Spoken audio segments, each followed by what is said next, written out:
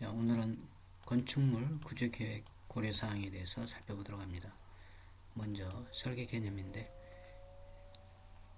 건축물 설계할 때 구조 재료에 따라서 구조계획에 따른 설계 개념이 있습니다.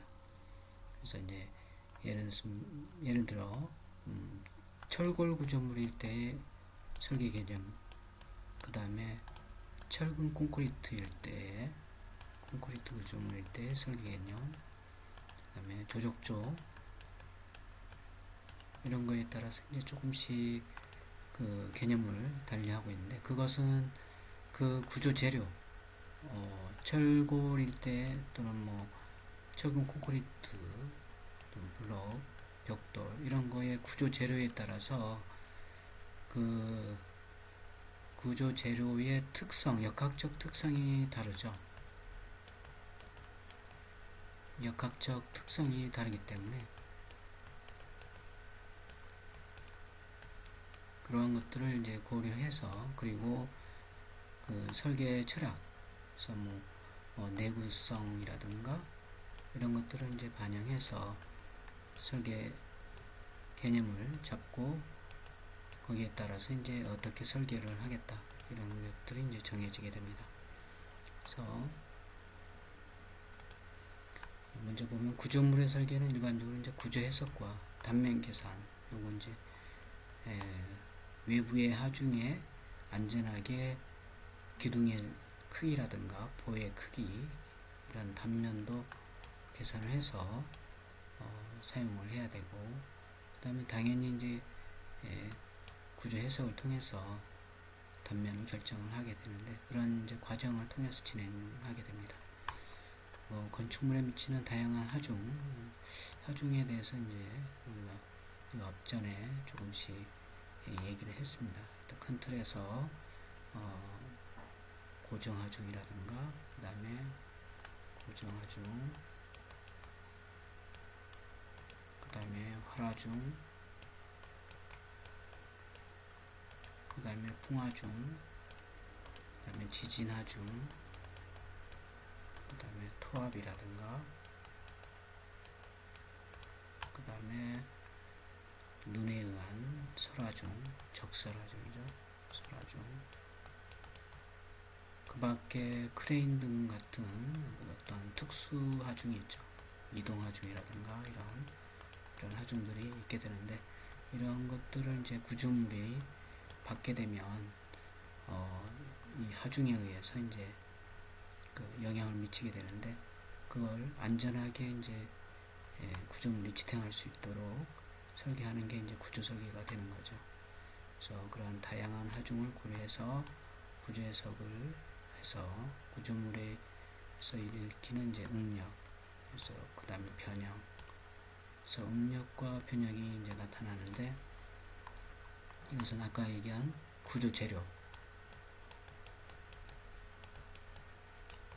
구조 재료가 예를 들어서 스틸이다 그러면 스틸의 하중이 가해지면 이제 스틸 단면상에 나타나는 그런 응력이 생기고, 또 하중이 증가되며 어떤 복합적으로 작용할 때 이 스틸이 변형을 하게 되겠죠. 그래서 이제 중요한 요건 이제 구조 역학에서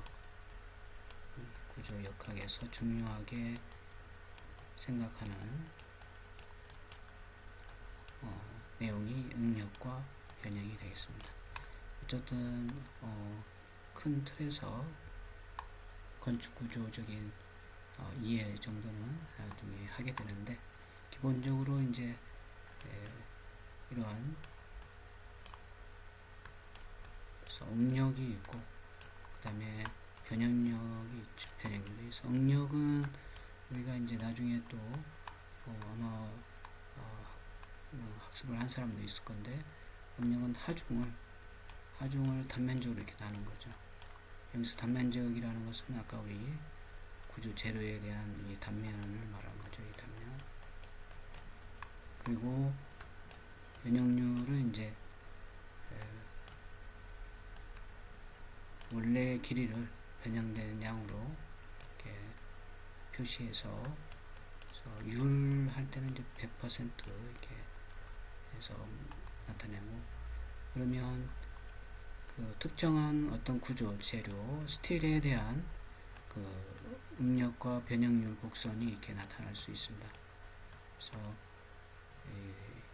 여기가 이제 제로가 되겠고, 그래서 요 응력과 변형률 곡선에 의해서 이제 이 구조 설계할 때에 그 구조 재료의 특성을 감안해서 해석을 한다, 이렇게 보면 되겠습니다.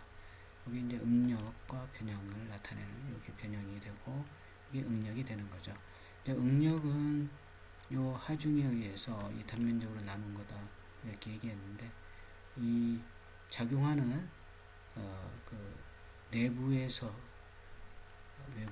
이런 단면이 있다.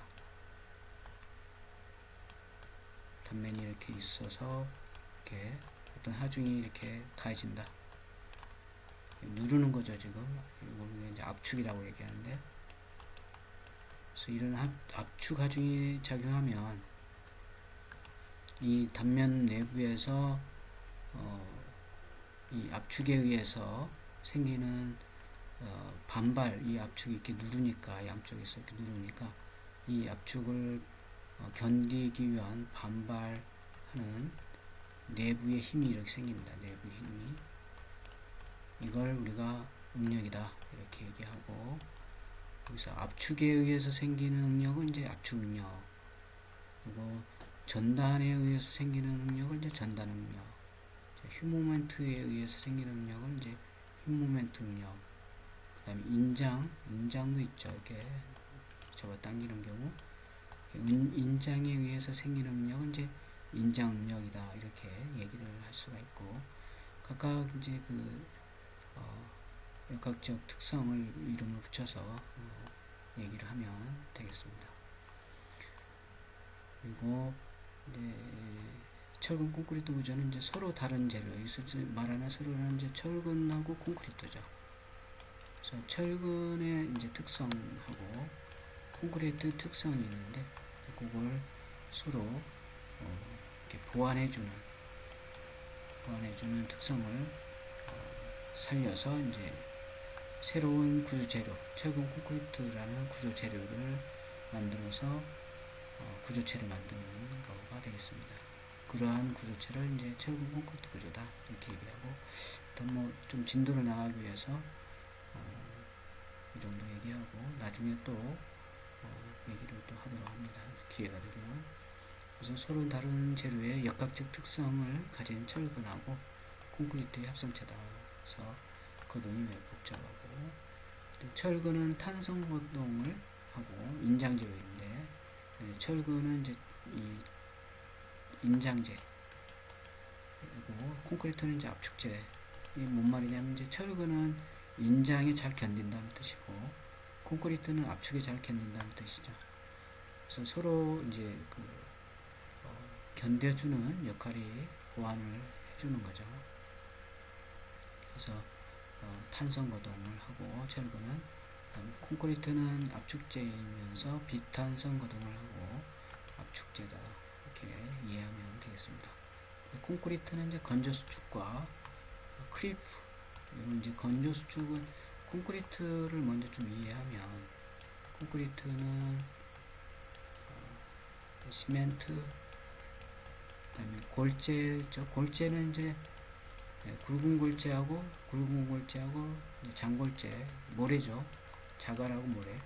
여기 이제 들어가는 게 이제 골재. 그 다음에 이제 물이 들어가죠.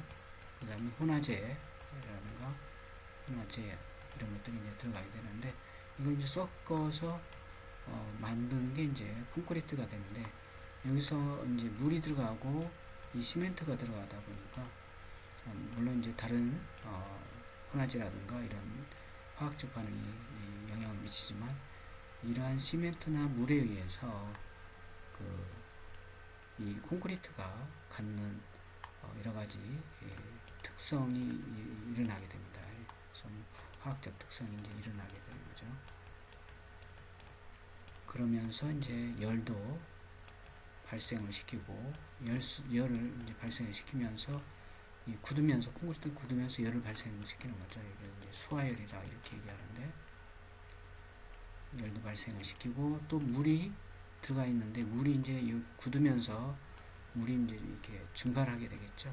그래서 시간에 따라서 이제 물이 빠져나가면서 경화 굳어지는데 이때에 이러한 현상 이제 물이 빠져나가면서 이제 경화 굳으면서 이 콘크리트가 수축을 하게 됩니다. 수축을 하면서 나타나는 게 이제 균열이 나타나죠. 균열. 그래서 이제 균열 저감이 제일 중요한 콘크리트에서 중요한 과제가 되는 거죠. 그죠? 어떻게 하면 균열을 이제 적게 저감시킬 수 있겠냐. 이게 이제 중요한 콘크리트 구조물의 과제가 된다. 어쨌든 그러한 수축, 그 다음에 크리프는 이제 장기간에 거쳐서 천천히 수분이 증발하면서 이제 나타나는 그런 현상, 수축 현상 이런 것들이 이제 있게 돼요. 비탄성 그 균열이죠. 그리고 이런 게 이제 심하게 발생하는 재료로서 최근 콘크리트 구조체는 이제 탄성 거동을 하지 못하고 비탄성 거동을 한다. 이제 간단히. 그래서 설계에서는 이제 몇 가지가 있는데 먼저 허용 응력 설계법하고 강도 설계법, 항해탄성 설계법이 있습니다. 여기 세 개가 이제 가장 크게 지금 일반적으로 쓰이고 있는 설계 개념에 해당이 됩니다. 먼저 허용력도 설계법은 여기 있는 것처럼 탄성 설계라고 부르는 것이다. 그래서 좀 별표를 해놓고 좀 기억을 해야 됩니다. 그래서 부재의 탄성 해석에 근거해서 하게 되는 설계법이 되고 비탄성체인 이제 콘크리트까지도 탄성체로 가정해서 우리가 설계하는 게 허용력도 설계법인데 지금은 이제 그 허용력도 설계법보다는 이제 극강강도 설계법을 이제 많이 적용을 하고 있고 현업에서는 극강강도 설계법을 사용한다. 그리고 이제 과거에는 많이 썼죠. 이 허용력도 설계법을. 그런데 이제 이런 개념에 허용력 설계법이 있다는 것을 이해를 해줘야 되고 철근과 콘크리트는 이제 후크 법칙,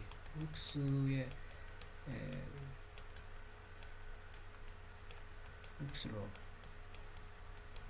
의해서 응력과 변형도가 이제 선형 비례한다고 가정하고 거기에 맞춰서 이제 설계하는 방법이 된다.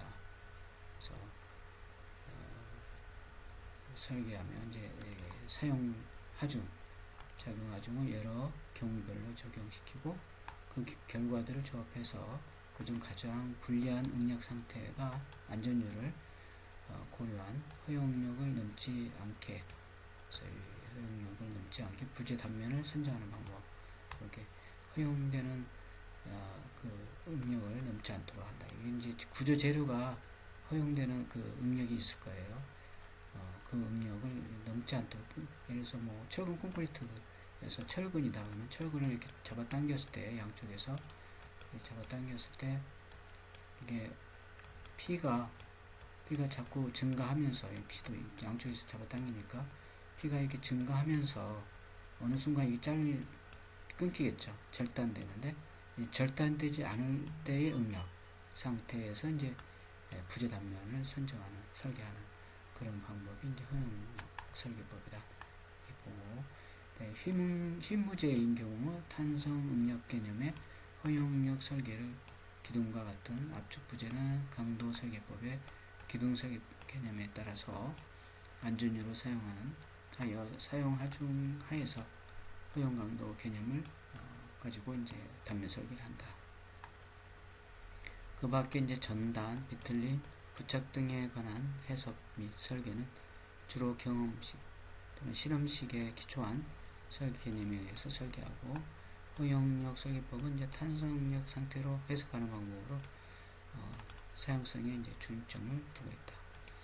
이렇게 좀 이해를 해두면 되겠고, 그 다음에 이제 아까 얘기했듯이 이제 콘크리트 같은 경우는 이제 강도 설계법을 적용합니다. 그래서 극한강도 설계법이라고도 하고, 부재의 파괴 상태 또는 파괴에 가까운 상태를 기초로 한다. 그래서 구조 재료의 비탄성 거동을 고려해서 산정한 부재 단면의 극한 내력의 강도 감소 계수를 이제 강도 감소 계수라는 걸 있어요. 그래서 이제 그런 요거 이제 강도 감소 계수라든가 이런 것들은 구조 하중 기준에 나와 있고, 그런 것들을 이제 사용한다. 곱해서 설계용 극한 내력의 값이 이제 극한 설계 하중에 의한 부재 응력이 이상이 되도록 구조 설계를 하는 부재 단면을 이제 설정하는 설계법이 된다. 그래서 강도 설계를 할 때 설계자는 이제 구조물을 하자와 함께 완전한 붕괴로 이끄는 하중을 결정하는 데 관심을 두면 된다. 이렇게 됐고, 그 다음에 강도 설계법은 이론적인 거동 예측이 거의 가능한 힘 거동에 대한 해석 및 설계를 제외하고 압축, 전달, 비틀림, 부착 등에 관해 해석 및 설계는 주로 이제 경험과 실험식에 기초한 반이론적인 설계 이론에 의해서 설계하도록 규정하고 있다. 이건 이제 극강도 설계법 규정에 따라서 이제 하게 되는 거죠. 그리고 이 강도 설계법은 사용성, 그래서 처짐이라든가 균열, 진동 등의 이런 사용성의 확보를 위해서는 별도로 검토를 해야 돼요. 이제 강도 설계법은 사용성에 대해서는 좀 검토할 수 없기 때문에, 그래서 강도 설계법은 이제 극한 응력 상태로 해석하는 방법으로 안전성을 중점을 두고 있다. 안전성에 중점을 두고 있다. 그래서 구조 재료가 갖는 극한 응력 상태까지 최대한 이제 그 구조 재료의 능력을 설계에 반영해서 설계하겠다, 단면을 설정하겠다. 이것이 이제 강도 설계법이다. 이렇게 극한 강도 설계법이다. 이렇게 이해하면 되겠고, 이것도 이제 여러분들 발표를 해놓고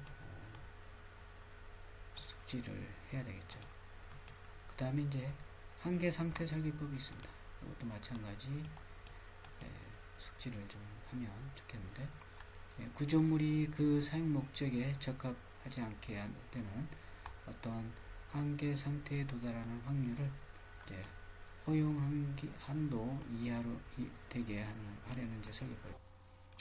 이 설계법을 이제 영국, 캐나다 등 여러 나라에서 한계 상태 설계법이라고 이렇게 부르고 있고, 미국에서는 이제 하중 저항 계수 설계법, 이렇게 로드 앤드 레지스탄스 팩트 디자인 이렇게 부르고 있고, 그래서 조금 그 한계 상태 설계법에서 한계 상태를 조금 구분하면 극한 한계 상태, 사용 한계 상태, 필요 한계 상태 이렇게 나눌 수가 있고, 극한 한계 상태는 이제 구조물 또는 부재가 파괴 또는 파괴에 가까운 상태로 되어 그 기능을 상실한 상태.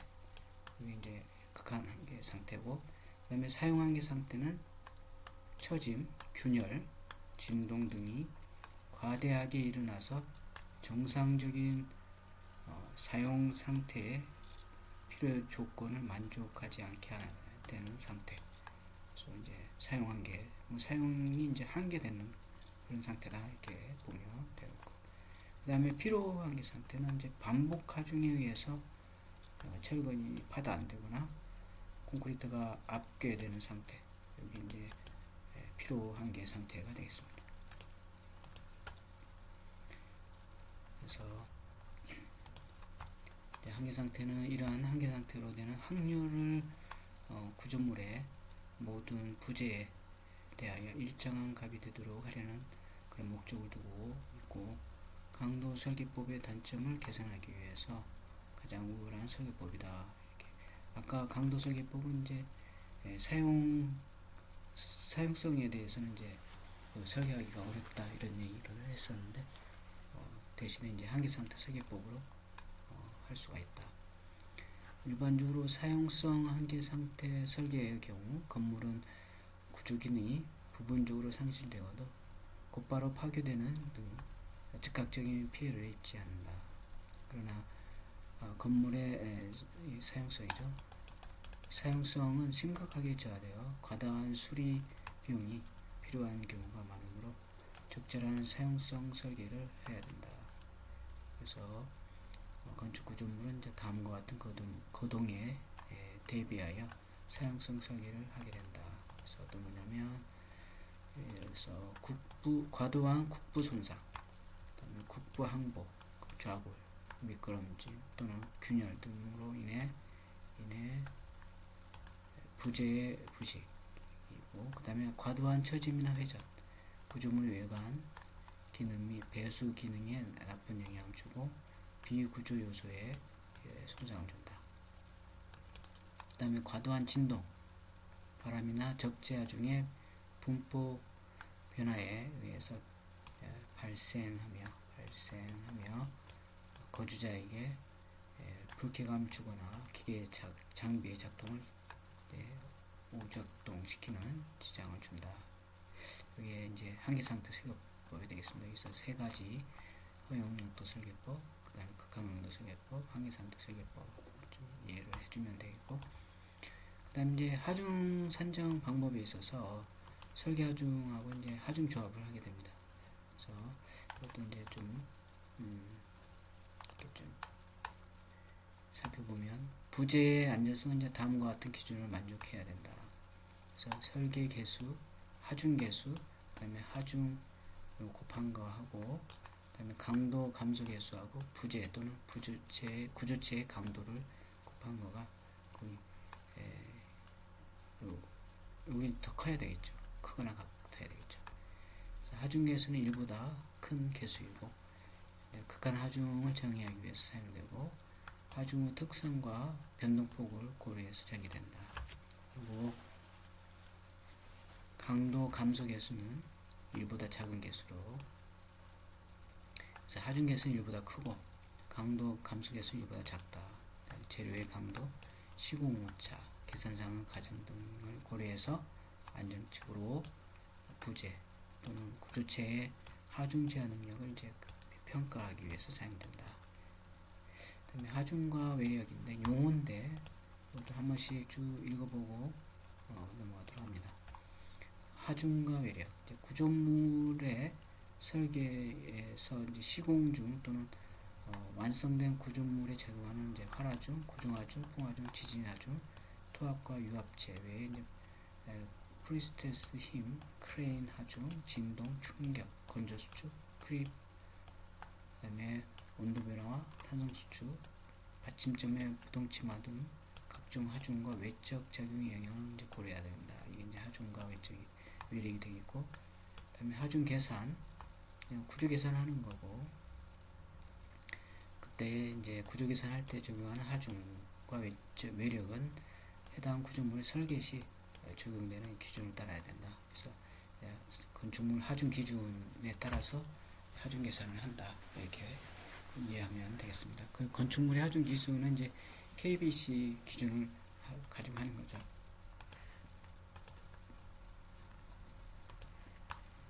그다음에 강도는 이제 구조물 및 구조 부재는 이제 모든 단면에서 이 기준에서 정한 하중과 하중의 조합에 의해서 계산된 소요 강도 이상의 설계 강도를 갖도록 설계해야 된다. 구조 부재는 이제 사용 하중에 대해서 충분한 기능을 확보할 수 있도록 그 기준에 다른 모든 규정에 적합해야 된다. 또 이제 강도에 대해서 설계 강도를 이제 가지고 설계한다. 그다음에 소요 강도가 있습니다. 소요 강도는 철근 콘크리트 구조물을 설계할 때 아래에 제시된 이제 하중 개수, 하중 조합 모두 이제 고려해서 해당 구조물에 작용하는 이제 최대 소요 강도에 대해서 만족하도록 설계해야 되는 게 이제 소요 강도가 됩니다. 그래서 하중 조합에서 지하 구조물과 같은 이제 고중하중이 지배적인 구조물은 이제 식 중에 1.4D 항에 D 대신에 1.1D를 이제 대입해서 쓴다. 이제 하중 조합이 있는데, 예를 들어서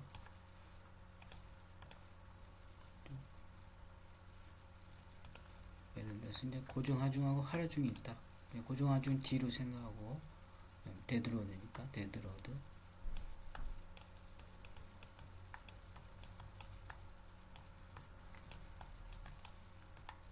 그 다음에 라이브로드. 그래서 1.4D, D는 이제 고중하중이니까 1.4배. 그 다음에 하라중 1.7L. 그래서 요게 이제 하중 조합이 된 첫 번째 케이스가 되는 거죠. 그 다음에 이제 고중하중, 하라중, 풍하중이 작용하는 경우에는 여기 나온 것처럼 1.4D, 1.7DL, 그 다음에 요 윈드로드입니다. 얘는. 그래서 1.7W 하고 0.75배. 그래서 보여줍니다. 이때 하라중은 0일 때도 검토해야 된다. 그리고 또한 고중하중과 풍하중이 서로 상쇄되는 하중 효과를 보이는 경우에는 아래의 조합을 검토해야 된다. 이 고중하중하고 풍하중이 서로 상쇄되는 경우도 있다. 이거죠. 그런 경우는 요 식을 따른다. 요 식을 고중하중, 하라중, 풍하중이 있을 때. 그 다음에 고중하중, 하라중, 지진하중이 있을 때 1.4D, 1.7L, 그 다음에 여기에 0.75, 그 다음에 요 어스퀘이크.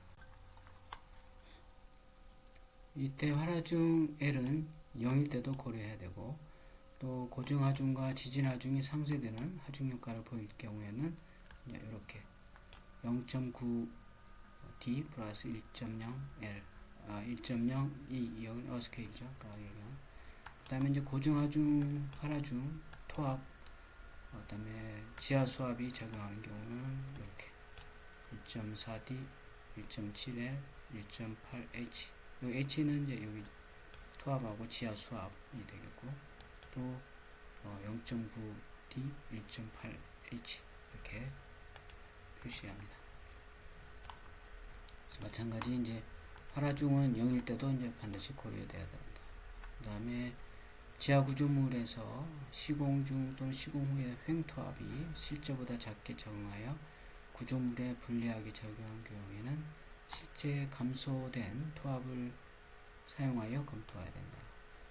그리고 지하 구조물의 상부 슬라브의 연직으로 작용하는 흙, 지하수 하중에 대해서는 이제 고정하중에 대한 하중 개수를 적용한다.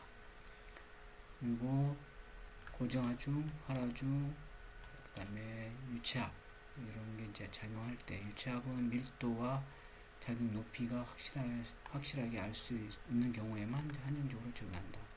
그리고 지하 구조물에 대한 지하 수압은 규정에 따라서 적용한다. 그래서 유체합이 있는 경우에도 이렇게 1.4D, 1.7L, 1.5F. F는 이제 유체합이죠. 그 다음에 0.9D, 1.5F. 그리고 고정하중, 하라중, 그리고 부동치마, 크립은 이제 아까 얘기했듯이 장기간 생기는 이제 건조수축과 같은 균열이죠. 건조수축, 또 온도 변화 등이 작용하는 경우 이렇게. 그래서 T는 여기 나온 것처럼 부동치마, 크립, 건조수축 또는 온도 변화에 의한 발생되는 단면력을 이제 T라고 정의하고 있습니다. 그리고 이제 구조물의 충격에 영향이 작용하는 경우, 하라중을 충격 효과 I 임팩트가 포함된 L 플러스 I로 대체해서 적용한다. 하라중 대신에 이렇게 적용한다는 얘기죠. 그 다음에 설계 강도, 구조물의 부재 간의 연결부 및 각 부재 단면의 휨, 축하중, 전단, 비틀림에 대한 설계 강도는 이 기준의 규정과 가정해서 따라서 정해지는 공칭 강도, 강도 감소계수 파이를 곱해서 한다. 그래서 이제 요 강도 감소계수라는 게 여기서 나오는 이 파이 값은 여기 나온 것처럼 이렇게 주어진다. 이렇게 보면 강도 감소계수 규정에 따라서 적용하고 건물 또는 품질 관리가 철저하게 이루어진 프리캐스트 부재에 대해서는 휘모멘트, 쭉 인장력, 전단력, 비틀림 모멘트의 강도 감소 계수를 아래 규정값보다 0.05 크게 취할 수 있다. 그래서 아래 이제 이 휘모멘트 또는 휘모멘트와 축 인장력이 동시에 작용하는 경우 보통 철근 콘크리트 부재는 강도 감소 계수를 0.85, 프리스트레스 콘크리트 부재일 때는 0.85, 축 인장력일 때도 0.85. 네, 축 압축력 또는 휘모멘트와 축 압축력이 동시에 작용하는 나선 철근 규정에 따라 나선 철근을 보강된 철근 콘크리트 부재일 때는 0.75, 그 외에 철근 콘크리트 부재일 때는 0.75. 그래서 그 압축 강도의 이제 축하중 강도 나오는 이 파이가 이제 강도 저감계수죠. 지금 여기 봤던 이것도 강도 저감계수. 그다음에 이 PN이 축하중에 의한 값이고, 이게 파이 PB 또는 0.1 FCK AG보다 작은 값보다 작은 경우 파이 값은 해당하는 파이 값과 PN이 0일 때에 대한 파이 값 사이에 직선 보관은 이제 중간 요 사이에 있는 것들은 직선 보관해서 써라 이거죠. 그래서 전단력 비틀림 모멘트일 때, 그다음에 지압일 때는 0.7, 묵은 콘크리트 힘 압축 전단 지압일 때 0.6. 강도 저감 계수가 되겠고, 그 다음에 이제 철근 설계 강도인데 프리스트레싱 긴장지를 제외하고는 철근의 설계 기준 항복 강도는 FY는 이제 이렇게 150 뉴턴 퍼 밀리미터 제곱을 초과하지 않아야 된다. 그래서 이것들도 마찬가지 이제 그 건축구조 하중 기준에 나와 있는 설계에 필요한 내용들인데 좀 살펴보면 골조 또는 연속 구조물의 모든 부재는 개수하중으로 탄성 이론에 의해서 결정된 최대 단면력에 의해서 설계되어야 된다. 또한 단순화된 가정을 사용하여 설계할 수 있다. 그다음에 프리스트레스 콘크리트를 제외하고 일반적인 구조 형태, 경관, 그다음 층고를 갖는 건축물은 근사해법을 사용해서 해석할 수 있다. 그다음에 연속보 일방형 슬래브 다음 조건을 모두 만족하는 경우는 근사해법을 쓸 수도 있다. 어떤 조건이냐? 경관 이상인 경우, 그 다음에 인접 이경관의 차이가 짧은 경관에 20% 이상 차이가 나지 않는 경우, 그 다음에 등분포 하중이 작용하는 경우, 하라중이 고정하중의 3배를 초과하지 않는 경우, 그 다음에 부재의 단면 크기가 일정한 경우, 연속보 또는 일방향 슬래브의 힘 모멘트와 전단력은 다음에 따라서 계산할 수 있다. 근데 정힘 모멘트일 때 외측 경관 때 이런 식으로 이제 그힘 모멘트를 구할 때에 이렇게 주어진다는 얘기죠. 불연속 단부가 구속되지 않는 경우, 그 다음에 불연속 단부가 받침부 또는 일조화되어 있는 경우 이렇게. 그 다음에 내부 경관일 때는 이렇게. 그 다음에 힘 모멘트. 여기서 정힘 모멘트는 플러스 모멘트고 마이너스 모멘트라는 얘기죠. 모멘트가. 그 다음에 첫 번째 내부 받침부 외측면 부힘 모멘트는 2개 경관일 때는 9분의 이렇게. 그 다음에 3개 경관일 때는 10분의 이렇게. 그래서 이 식에 따라서 힘 모멘트를 구한다. 그리고 내부 받침부에서 다른 면의 부힘 모멘트는 11분의 이렇게. 그 다음에 모든 받침부 면의 부힘 모멘트와 경관 3m 이하인 슬라브와 경관의 각 단부에서 보강성에 대한 기둥 강성의 합의비가 8 이상인 부에 일단 12분의 이렇게. 그 다음에 받침부와 일체가 된 부재의 최외단 받침부 단면에서의 부힘 모멘트 받침부가 테두리보인 경우는 24분의 이렇게. 그 다음에 기둥인 경우는 16분의 1 이렇게. 그 다음에 전단력일 때 첫 번째 내부 받침부 외측면의 전단력은 이렇게. 그 다음에 그 외에는 이렇게. 그래서 요 가지고 요 식을 가지고 모멘트를 구한다.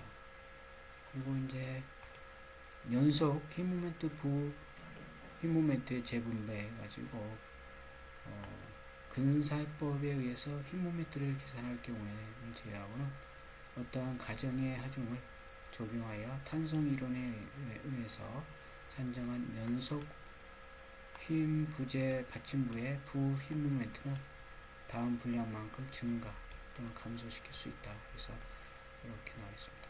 요거 이제 철근비죠. 저는 철근비를 가지고 증가 또는 감소시켜서 부힘 모멘트를 구할 수가 있다. 이렇게 볼 수 있고, 그 다음에 이제 경관 내의 단면에 대한 힘 모멘트의 계산은 수정된 부힘 모멘트를 사용한다. 그리고 부힘 모멘트의 재분배는 힘 모멘트를 감소할 단면의 철근비, 아까 얘기한 철근비 또는 요거가 0.5 요거 이제 로는 철근비인데 로 B는 균형 철근비.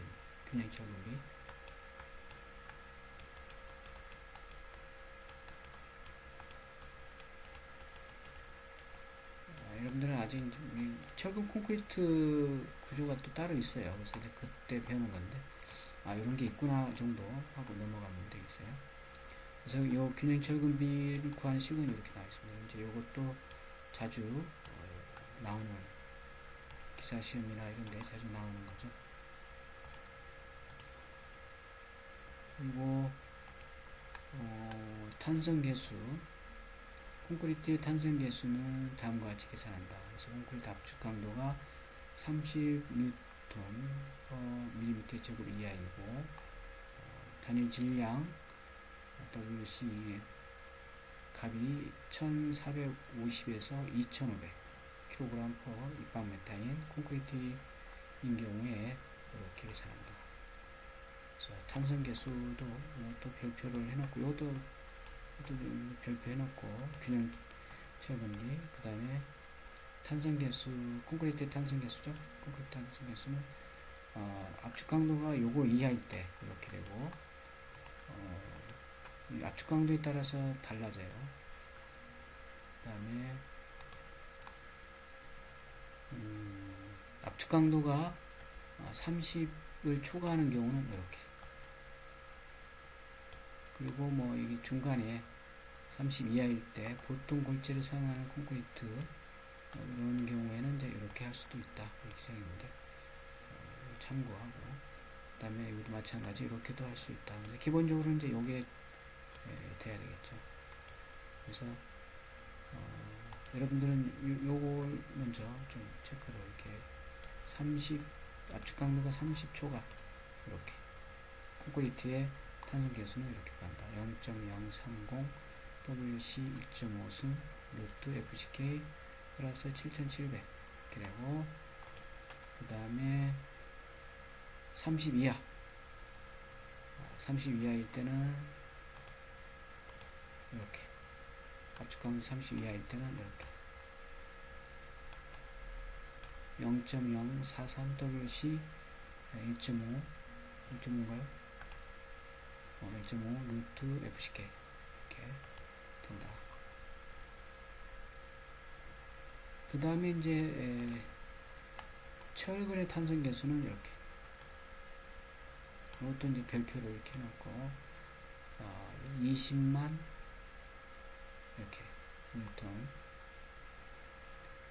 그런데 이제 프리스트레싱 긴장지의 탄성 계수 이렇게, 현강의 탄성 계수 이렇게 주어져 있다. 그 다음에 강성, 기둥, 벽체, 바닥판 및 지붕 시스템의 상대적인 힘 강성과 비틀림 강성을 구할 때 어떤 합리적 가정도 사용할 수 있다. 다만 채택한 가정은 해당 해석 과정을 통해서 일관성이 있어야 되고, 그 다음에 힘 모멘트를 결정하거나 부재를 설계할 때는 이제 펀치의 영향을 고려해야 된다. 그래서 펀치는 이제 슬라브가 이렇게 있으면 기둥이 이렇게 있겠죠.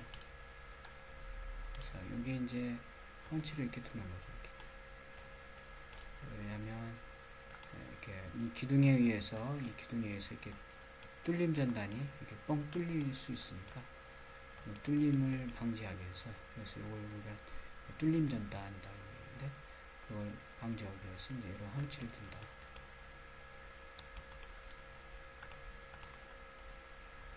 그 다음에 팽창과 수축. 구조물은 사용성에 적합하도록 팽창, 수축에 대한 적절한 조치를 해야 된다. 그리고 건축물의 신축 이음을 두어 구조물의 자연스러운 거동을 하도록 함으로써 사용자의 사용에 지장이 없도록 해야 된다. 그리고 콘크리트 부재는 크립, 그다음에 수축, 강제의 항복에 의한 부재 치수 변화, 온도 변화에 의한 그 영향, 이런 것들을 이제 유의해야 되고, 그 다음에 처짐, 바닥 구조는 상하중에 의한 과도 처짐으로 비구조재 등의 손상을 유발하여 건물의 사용성이 저해될 수 있다.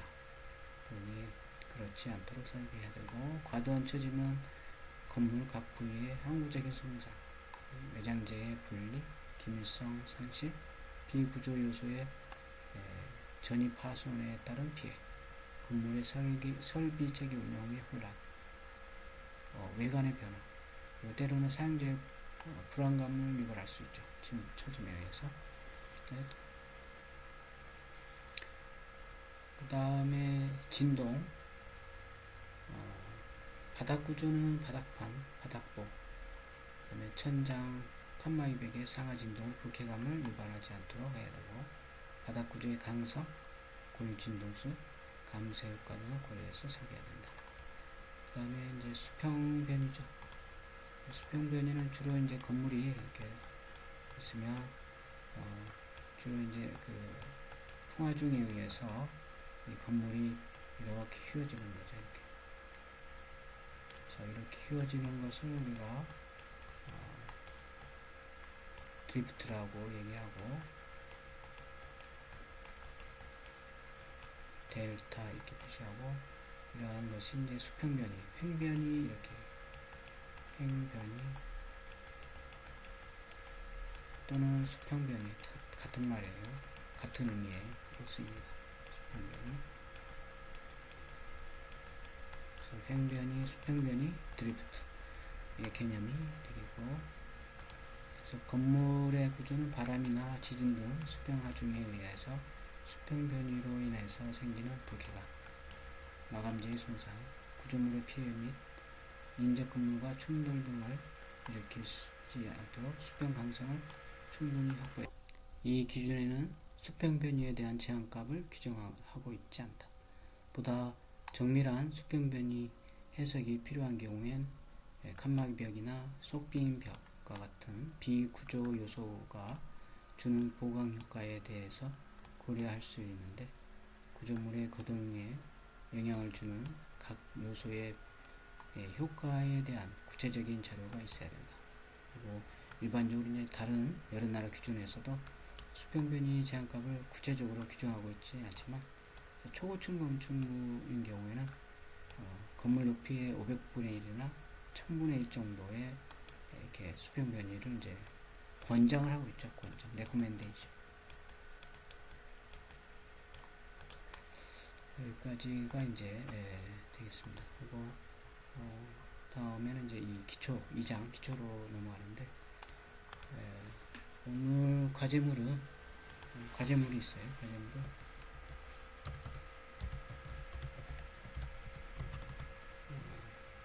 지진 하중하고 풍하중에 대해서 사례를 조사. 그래서 지진 하중 같은 경우는 이제 그 일본이나 우리나라 지진도 있죠. 그래서 뭐 포항 지진이라든가 또 일본. 그래서 지진 하중은 한국, 일본